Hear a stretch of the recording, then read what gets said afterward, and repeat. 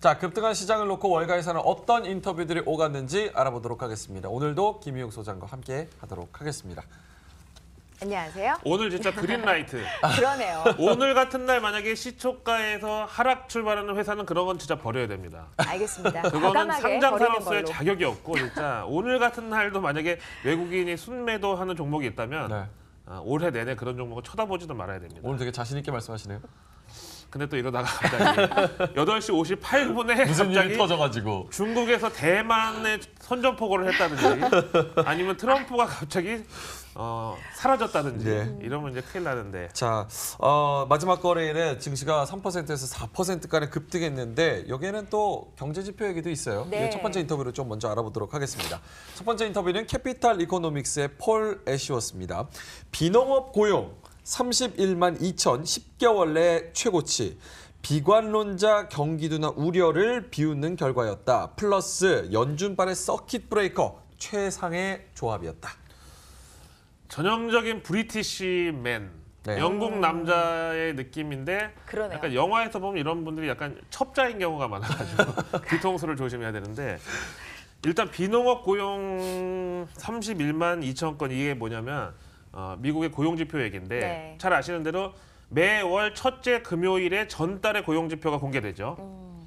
그래가지고 이제 항상 연준 임원들이 FOMC가 보통 둘째 주에 있는데 만약에 이게 이제 1년에 8번이다 보니까 월 초에 고용지표 전에 있으면은 그런다는 연준 임원들이 굉장히 좀 말을 아끼고 예. 신중한 그런 걸로 알려져 있죠. 그만큼 고용지표를 봐야 연준 임원들도 어떻게 이제 시장을 바라보고 통화 정책을 결정할지가 결정되는 아주 중요한 이제 지표인데 이번에 예상이 23만 건이었는데 예. 그야말로 서프라이즈 수준으로 나왔고 비농업 고용이 30만 건이 넘은 거는 10달 만에 최고. 그러니까 작년에 최고 피크를 12월에 찍은 거예요. 거기다가 이제 최근 들어가지고 이게 좀 약간 컨퓨징한 게 뭐냐면 비관론자들이 지난주에 애플 그렇게 뭐 중국 둔화 때문에 예, 앞으로 예. 어려울 것이다. ISM 제조업 지수 박살났죠. 엠파이어 스테이트 지수, 그다음에 필라델피아 연은 지수 다 아작났는데 고용이 이렇게 갑자기 서프라이즈로 나오니까 비관론자들이 갑자기 할 말이 없어진 거예요. 실제로 미국의 실물 경기는 고용 지표에 가장 민감하거든요. 예. 그러다 보니까 이게 어떻게 또 작용을 했냐면 일단 이 고용 지표가 개장 전에 나왔거든요. 개장 전에 나오다 보니까 이제 야 고용 지표가 너무 서프라이즈라 이거 오늘 파월 연준의장 연설에서 약간 매파적으로 나오면 어떡하지? 그래서 처음에는 선물은 약간 반응이 시큰둥했어요. 예, 예.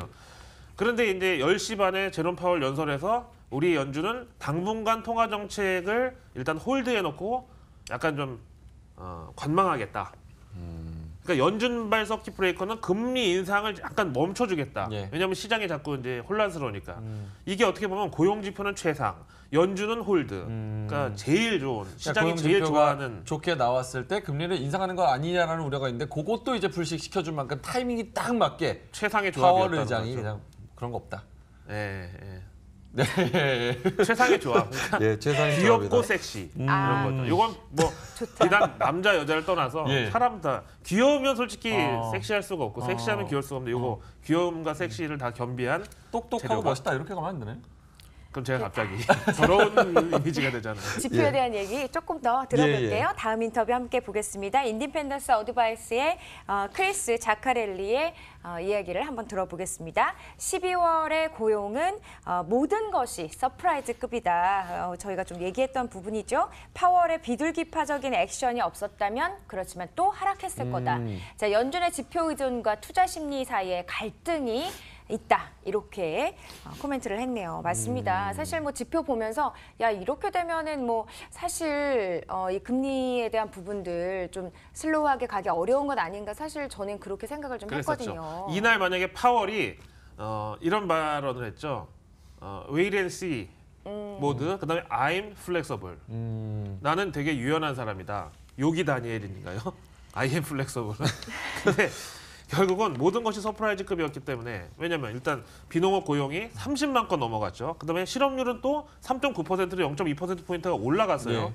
그다음에 또 시급 인상률은 지난 12월 달에 유가도 하락하고 인플레이션 전반적으로 둔화되는 경향이 있었는데 또 시급은 0.4%가 또 올랐단 말이에요. 그러니까 다 모든 게 시장의 예상을 깼는데 여기서 만약에 파월이 연설을 통해 가지고 비둘기파적인 어떤 달래기 노력이 없었다면은 시장은 야 지표가 이렇게 좋은데 연준이 그렇죠. 비둘기파적으로 갈 수가 없겠다. 근데 지금 연준의 또 딜레마는 뭐냐면 연준은 항상 데이터 디펜던트잖아요. 그러니까요. 지표 의존적. 그러면 고용 지표가 저렇게 서프라이즈로 나왔으면 지표 의존이면 당연히 매파적으로 나와야 그렇죠. 되는데 예. 거기다 또 투자 심리를 또 살피겠다고 갑자기 비둘기파적인 코멘트를 꺼냈어요. 근데 제 예상에는 이 고용 지표를 이제 제롬 파월이 못 보고 열심히 그날 이제 행사 준비, 준비했는데. 연설 준비하면서 했는데. 고용 지표 그냥 그저 그렇게 나왔겠지 하고 이제 나왔는데 고용 지표가 갑자기 서프라이즈 나오니까 여기에 대응을 못 하고 에라 모르겠다 이제 준비한 대로 하자.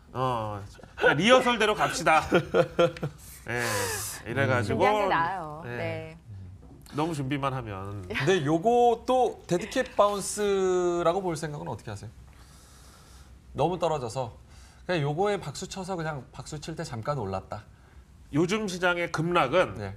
일단 급락이라 읽고 급등의 예비 동작 그렇죠. 내지는 급등의 어떤 절대값의 느낌이다. 이제 이렇게 봐야 되는데 원래 시장에서 주르륵 흘러내리는 게 좀 무서운 거지 팍 내려간 거는 가짜 하락. 그다음에 조금씩 추세가 꺾이는 게 진짜 하락 이런 거잖아요. 그래서 뭐 지난 작년 연말에 비록 달력은 바뀌었습니다만 그때 급락했었던 걸 사람들이 봤을 때 야 이거 죽었다. 그렇죠. 이런 것보다는 아 요것도 이제 하방 포지션 이제 쌓이는구나. 요거 한 방에 이제 또 튀어 오르겠구나. 이렇게 사실 보는 게 역발상이 지금 중요한 장세라는 거죠. 이게 뭐 어떻게 하루에 생각하세요? 막 200~300포인트 막 이렇게 왔다 갔다 하는 게 너무 이게 좀 자연스러운. 그러니까 매일 아침마다 당연해. 뭐 그랬구나. 이렇게 느끼게 되었어요. 사실은. 초연해졌죠 우리가. 그렇죠. 그런데 여기서 한 방 더 맞으면 죽는데 이런 생각을 하는 순간 다음날 또 올라준단 말이에요. 맞아요. 그러니까 역발상으로 시장을 그쵸. 대응할 필요가 있죠. 뭐 남편이 갑자기 친절하게 대하면 뭔가 카드 빚이나 뭔가 감추는 게 있을 것이다 이렇게. 아 잘해주면. 네. 야, 어쨌든 자, 제가 세 번째 인터뷰. 사랑과 전쟁. 세 번째 인터뷰 읽어보도록 하겠습니다. 파월 연설 얘기인데요. 제프리스 앤 코 토마스 시몬스입니다. 이날 파월 연설 두 가지 미션을 완수했다. 독립성 회복 그리고 시장 신뢰 회복. 요거 두 가지 성공적이었다. 단 시장 반응은 과도하고 아직 경계가 필요하다. 저랑 약간 생각이 같으신 분이네요. 수염 있는 거 빼고. 숟가락을 여기다 또 얹으시는데 토마스 시몬스 예. 이름 자체가 좀 옛날 이름 아니에요? 아 시몬스 하니까 좀 토마스 편안한 시몬스. 느낌인데 침대 때문에 토마스라는 이름이 아직도 네, 쓰는군요. 토마스 시몬스. 우리로 치면 뭐 한상춘 뭐 이런 옛날 사람 이름. 네, 파월 연설 두 가지 가지 미션, 미션. 완수했다.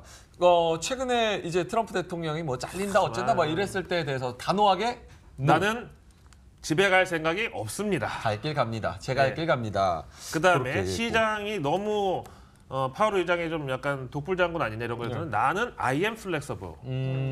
나는 여태까지 해온 것 다 결국은 경제와 시장을 고려해서 간다. 나는 원칙주의자고 독립적인 사람이긴 하지만 그래도 또 유연한 사람이다. 이렇게 얘기를 했죠. 요거 금리 인상 같은 경우는요. 사실 우리나라에서도 굉장히 큰 영향을 끼치기 때문에 요거 이제 긴축을 더 할 것 같았는데 이제 긴축을 줄이고 아예 금년에 금리 인상을 또 못 할 수도 있다 뭐 이런 얘기가 나오고 있잖아요. 거기에 대해서는 동의하세요? 그게 바로 시장 반응이 과도하다는 거고 예. 사실은 이날 고용이 저 정도 서프라이즈로 나왔으면 연준 의장이 최소 매파가 아니면 중립적으로라도 나왔어야 되는데 갑자기 비둘기파로 나와서 그래서 예. 제가 마치 고용 지표를 못 보고 나온 사람처럼 준비는 다 했는데. 네, 12월 달에 ISM 그다음에 뭐 애플 그다음에 최근 들어서 지역 여는 제조업 지수 다 안 좋았던 네, 안 것만 좋았죠. 보고 나오고 고용 지표를 마치 못 본 사람처럼 블라인디드 느낌으로 근데 했단 이분은 말이에요. 미리 그거 지표 안 받아요? 요거 예민한 얘기인데 예. 아마 받을 것 같은데. 보기는 했을 건데 예. 연준 의장 책상의 정도는 이제 예. 엠바고입니다 해갖고 왔겠죠. 왜냐하면 이게 그렇죠. 예. 전달 고용 지표니까 거기다가 보통 고용 지표가 매월 첫째 금요일에 발표가 되는데 집계 기간이 전달 첫째, 둘째 주예요. 그러니까 셋째 주, 넷째 주 2주 동안 통계 분석하는데 얼마나 시간이 넉넉해요. 그러니까 그러니까요. 이분도 어느 정도 알긴 알았을 텐데 저렇게 애써 모른 척을 했다는 게 결국은 데이터 디펜던트라는 게 약간 다수결인가? 고용은 서프라이즈인데 다른 게 안 좋았으니까 약간 요건 버리는 걸로 했나? 그래서 아직은 경계가 필요하다는 토마스 시몬스. 아니면은 아직 님의 좀 의견. 더 일을 하고 싶어서 트럼프 대통령이 얘기를 했을 때 그렇게까지는. 내가 할 때 간다 얘가 하지만 사실은 그렇게까지는 좀 아니 180도 46년생입니다. 뭐 비굴하다. 확 변했으니까 제롬 사람이. 파월 46년생 우리 부모님 세대인데 알겠습니다. 그렇게까지 기회주의자로는 뭐, 예, 알겠습니다. 자 다음 인터뷰 읽어볼까요? 네, 그래 볼까요? 프루덴셜 파이낸셜의 퀸시 크로스비의 의견을 들어보겠습니다. 월가는 너무 부정적이고 연준은 너무 긍정적이다. 양측 모두 틀려. 당일 재료에 달려있다. 중국과 유럽의 성장 둔화는 맞는 것 같고 미국은 아직 아니야. 이렇게 표현했네요. 그 전형적인 여성 정치인의 어떤 양비론의 느낌을 줬어요. 결국은 여당도 야당도 다 잘못이야 막 이런 거 있잖아요. 결국 보수도 진보도 양측 막 다 틀렸어. 그러면 안 돼. 약간 이런 느낌인데 월가는 사실 부정적이었던 이유가 있죠. 왜냐면 연준에 어떻게든 금리 인상 발목을 잡으려고 부정적인 척하고 막 앓는 소리하고 자해공갈까지 했죠. 그다음에 또 연준은 우리가 여기에 흔들리면 안 돼. 시장의 긍정적인 메시지를 받아들일 수 있게 계속 우리가 자신감을 보여주자. 그러니까 서로 양쪽 다 결국은 어떤 복심이 따로 있었다는 게 이제 틀렸다는 거고 결국은 그날 그냥 그 재료에 따라서 시장은 그야말로 랜덤 워크로 움직인다는 거죠. 그래서 자기가 봤을 때는 중국하고 유럽은 조금 꺾였다. 하지만 미국은 아직까지 아니라는 의견이죠. 뭐 그 유럽 꺾인 지는 좀 오래고 예. 중국도 이 지표가 좋지 않았는데 사실 정말 발표된 그 고용시장 지표가 뭐 99개월 연속 일자리 증가세 뭐 이런 것들 너무 제가 보기에는 좀 긍정적이고 예. 미국 아직 뭐 이렇게 뭐 경기 둔화가 막 이렇게 가파르게 올 것이다라고 생각하는 거는 정말 좀 틀리지 않았나 이런 생각이 들어요. 너무 이제 유동성 중독자들의 그쵸? 약간 그런 작업에 불과하고 네. 아까 이제 유럽 앵커께서 시황에서 말씀하셨지만 중국이 RRR을 무려 100bp를 한꺼번에 그러니까요. 깎아버렸어요. Reserve Requirement Rate이죠. 지불 준비 지급 준비율. 예.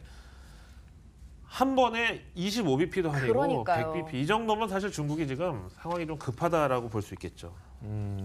그 파월 의장의 토론에서 그 가장 얘기가 많이 나온 게 그 다음에 연설할 때 얘기가 많이 나온 게 중국 둔화를 가장 최고의 위험으로 올해 꼽았는데 뭐 실물 경제 둔화, 부실채권 증가, 무역 분쟁 이런 거에 대해서 중국이 쓰러지고 이제 주변국들이 같이 쓰러져서 같이 쓰러지는 그런 거에 대한 우려를 가장 많이 나타내고 있는데 여기는 어떻게 보십니까? 결국은 그것도 어떤 이제 뭐 채찍 효과라고 그러죠. 예. 채찍 효과가 이렇게 막 말 때리는 그런 채찍이 아니라 중국 기회단이 쓰는 가죽 채찍 긴 거 몇 미터짜리.